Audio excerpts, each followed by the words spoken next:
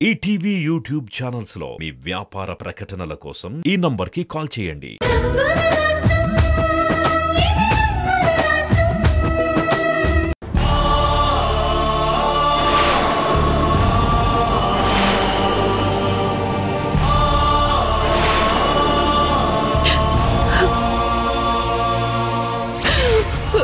జాగ్రత్తగా చూసుకోండి.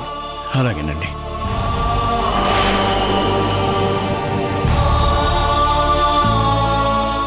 ఏంటో అది అటు చూస్తున్నావు?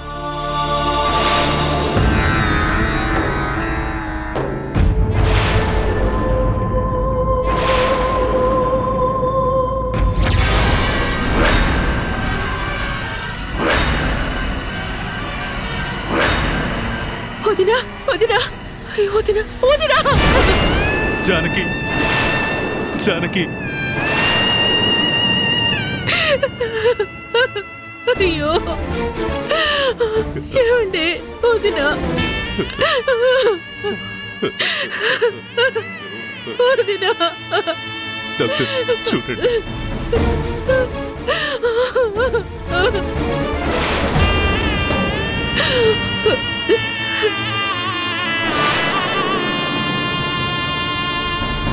సారీ శంకర్ ప్రసాద్ గారు, షీ ఈజ్ నో మోర్. అయ్యో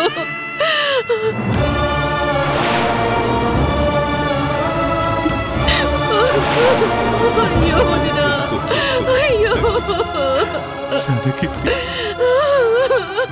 వదినా ఏంటోదినా దేవుడు కరుణిస్తాడనా? ఆ చివరి చూపు వినాయకుణ్ణి చూసావు. కరుణించడోదినా, కరుణించడు. మనసు లేని దేవుడికి మన బాధలు అర్థం కావు.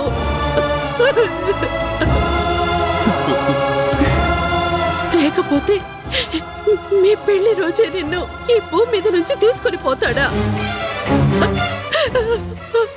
అన్నయ్యని నిన్ను శాశ్వతంగా విడదీశాడా దేవుడు?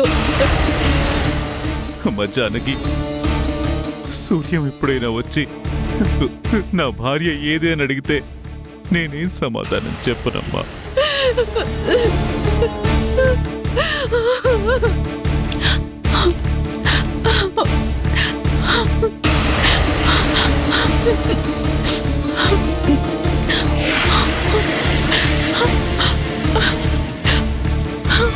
జాను జాను జాను ఒక్కసారి లే జాను,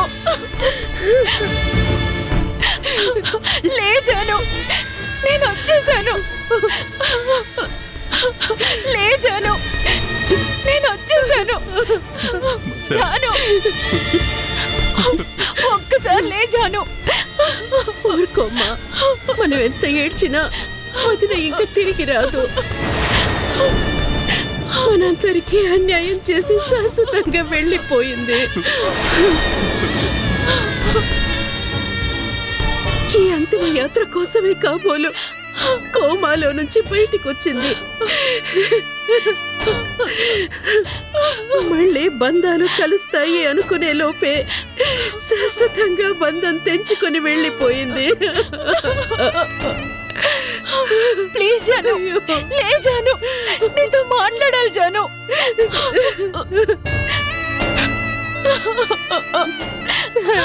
ఊరుకోమ్మా, ఊరుకో జాను. నాని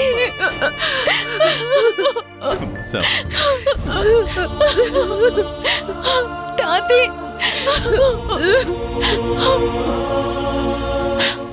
అయ్యో తాతి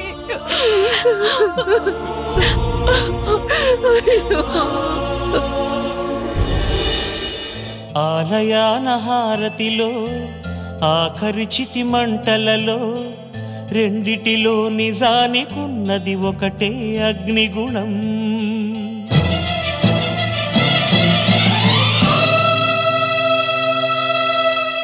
ఆలయాన హారతిలో ఆఖరి చితి మంటలలో రెండిటిలో నిజానికున్నది ఒకటే అగ్నిగుణం.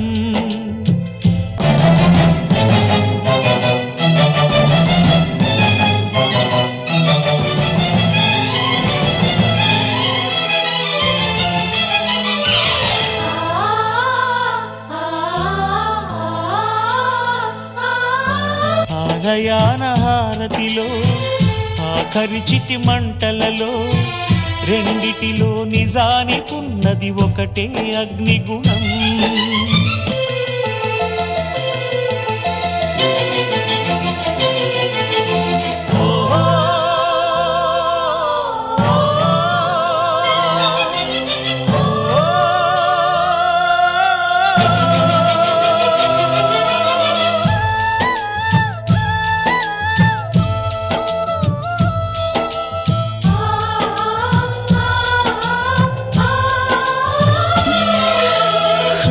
బింబమే అస్తమించనిది మేలుకోని కల కోసం కళ్ళు మూసుకుని కలవరించెని కంటి పాపం. ఆయువిచ్చి పెంచిన బంధం మౌనంలో మసి అయినా రేగి చాటు స్వప్నం కోసం ఆలాపనాగేనా. పొందేది ఏదేమైనా పోయేది తిరిగొచ్చేనా. కంటి పాప కల అడిగిందని నిదురించెను నయనం. ఆలయాన హారతిలో ఆఖరి చితి మంటలలో రెండిటిలో నిజానికున్నది ఒకటే అగ్నిగుణం.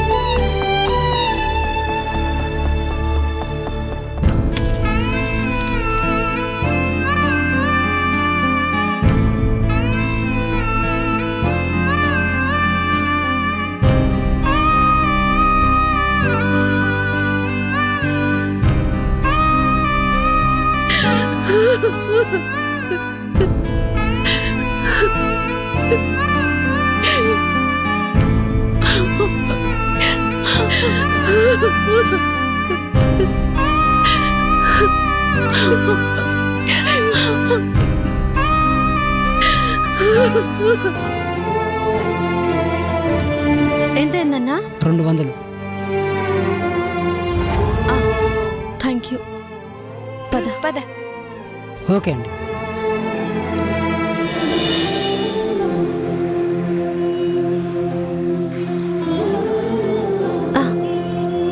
నర్సింగ్ నర్సింగ్ రా. నర్సింగ్. అమ్మా మీరా? బాగున్నావా? నేను బాగున్నానమ్మా. ఏంటి నర్సింగ్ దండలు కొని తీసుకెళ్తున్నావు? ఏమైనా విశేషమా? లేదమ్మా, మా శంకర్ సారింట్లో జానకమ్మ గారు ఉన్నారు కదా, ఆవిడ చనిపోయారమ్మా.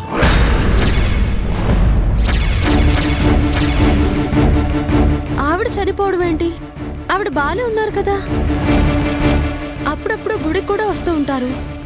మరి ఇంతలో అలా ఇలా జరిగింది? నిన్న గుడికి వెళ్ళొస్తుంటే యాక్సిడెంట్ అయిందమ్మా. నిన్నంతా హాస్పిటల్లోనే ఉన్నారమ్మా. ఈరోజు ఉదయమే చచ్చిపోయారమ్మా.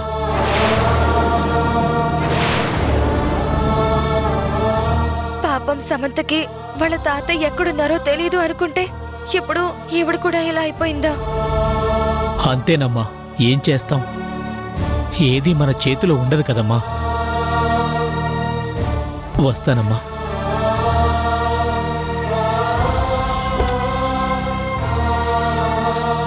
వర్ష, మనం కూడా వెళ్దాం. మనమా? మన వాళ్ళకి కష్టం వచ్చినప్పుడు వెళ్ళకపోతే ఎలా?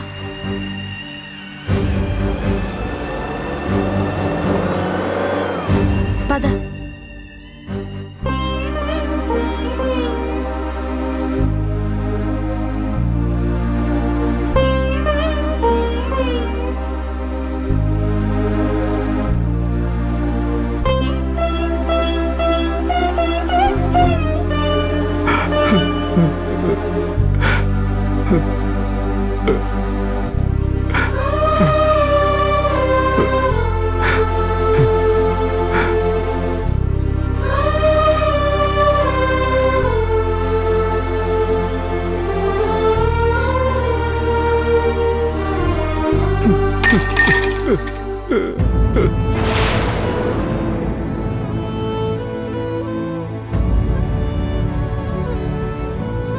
పిలవచ్చు కదా జనార్దన్ గారు. ఇప్పటికే మీరు నాకు నీడనిచ్చారు, తిండి పెడుతున్నారు, ఇంకా సేవలు కూడా చేయమని ఎలా అడగమంటారు? చూసుకోవలసిన కొడుకు నన్ను చూసుకునే పరిస్థితిలో కూడా లేడు. వాడి భార్య వాడిని బతకనివ్వదు.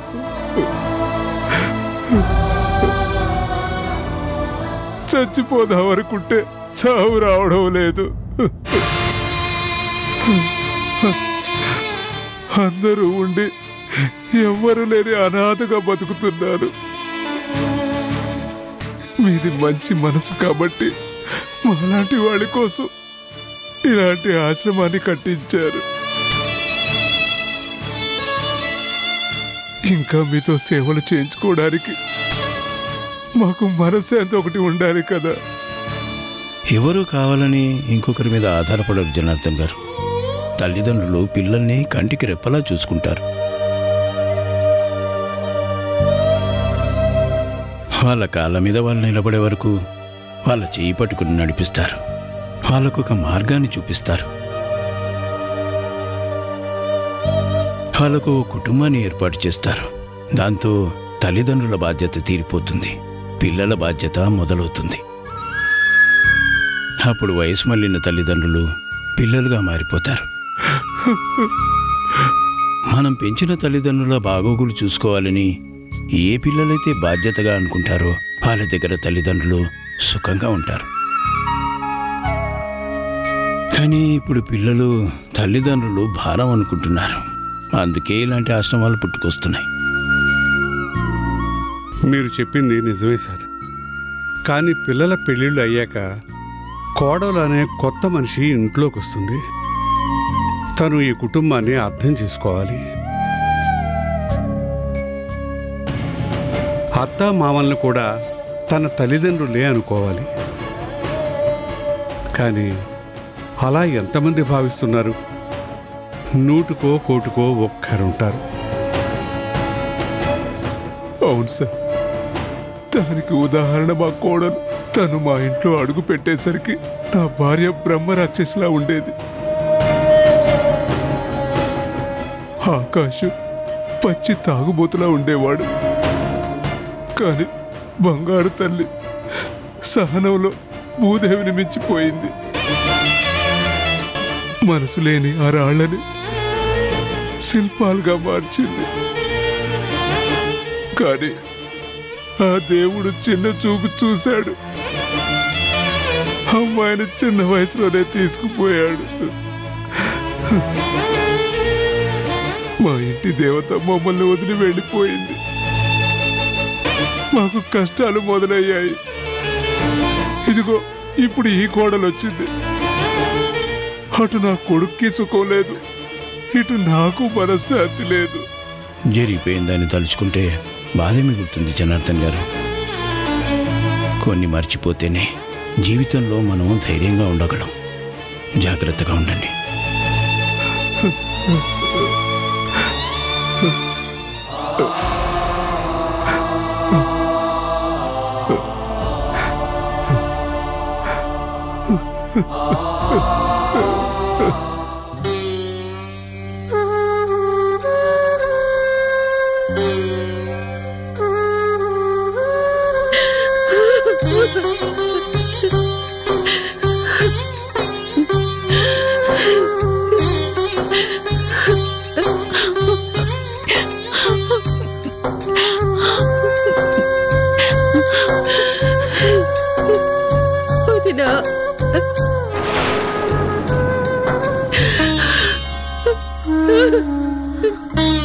అమ్మగారు, అయ్యో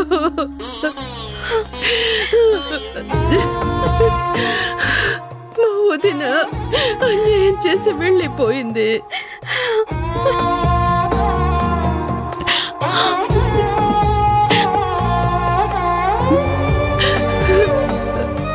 ఏంటండి ఇలా జరిగింది?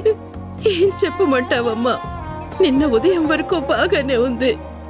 నిన్న వాళ్ళ పెళ్లి రోజునే పొద్దున్నే లేచి మంచి చీర కట్టుకొని గుడికి వెళ్ళొస్తానని చెప్పి సంతోషంగా వెళ్ళింది.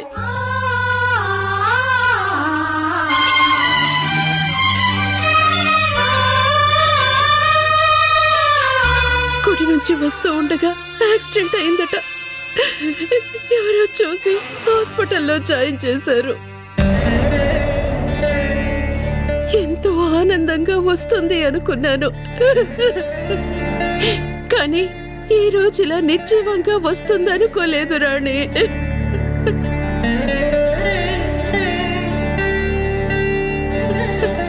ఊరుకోండి మేడం, ఏం చేస్తాం, మంచి వాళ్ళకి ఇలా జరుగుతుంది.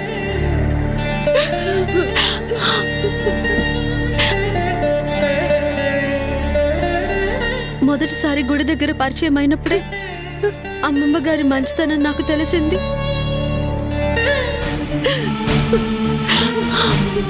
మమ్మల్ని కూడా తన సొంత మనవరాల్లాగా అభిమానించేవాళ్ళు.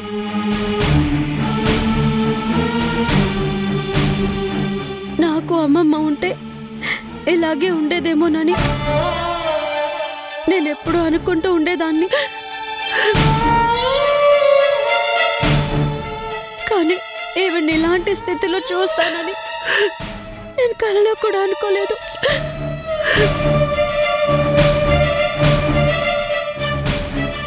తనలో లేని మంచితనం అమ్మమ్మ గారిలో ఉందేమోనని తొందరగా తీసుకొని వెళ్ళిపోయాడు దేవుడు.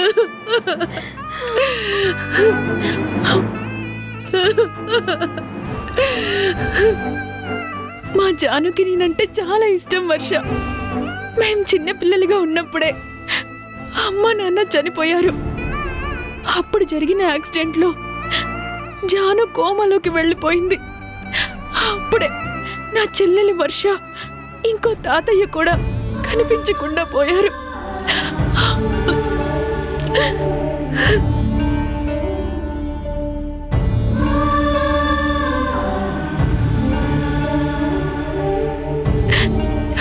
జాను ఈ మధ్య కోమాలో నుంచి బయటకు వచ్చింది. అప్పటి నుంచి నన్ను ఎంతో ప్రాణంగా చూసుకుంది.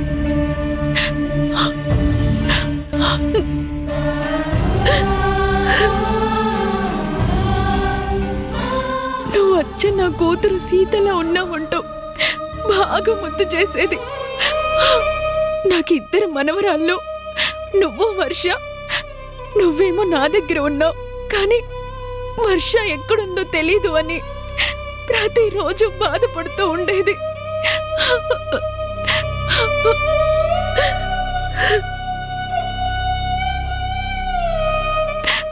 నేను కోమాలో నుంచి బయటకు వచ్చేసాను కదా, ఇంకా తొందరలోనే నా చిన్న మనవరాలు కూడా నా దగ్గరకు వచ్చేస్తుంది. అప్పుడు మనందరం హ్యాపీగా ఉండొచ్చని చెప్పింది.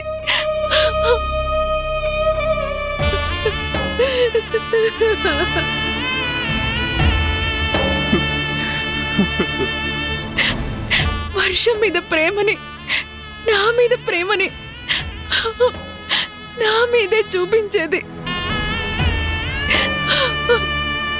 వర్షం చూడాలి, తాతయ్యని చూడాలి అన్న కోరిక తీరకుండానే జాను వెళ్ళిపోయింది.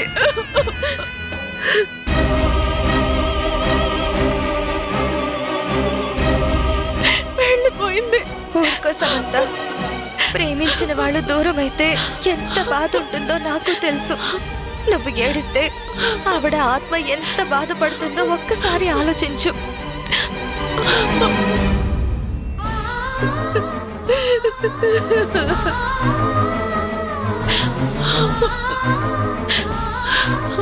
మీ నానే తాతయ్య పరిస్థితి చూడు, వాళ్ళు ఎంతలా కృంగిపోయారో. నువ్వే వాళ్ళకి ధైర్యం చెప్పాలి.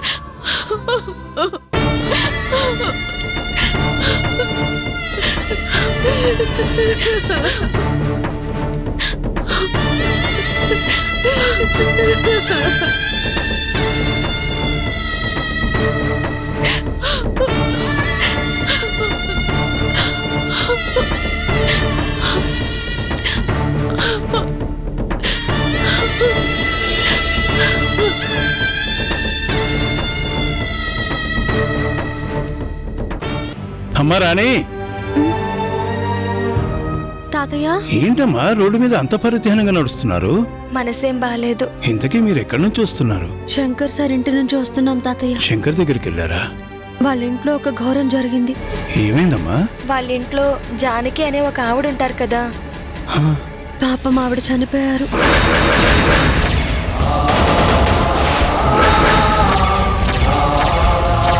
ఈటీవీ విన్ యాప్ రోజుకి కేవలం రూపాయి మాత్రమే. ఇప్పుడే ఈటీవీ విన్ యాప్ డౌన్లోడ్ చేసి సబ్స్క్రైబ్ చేయండి.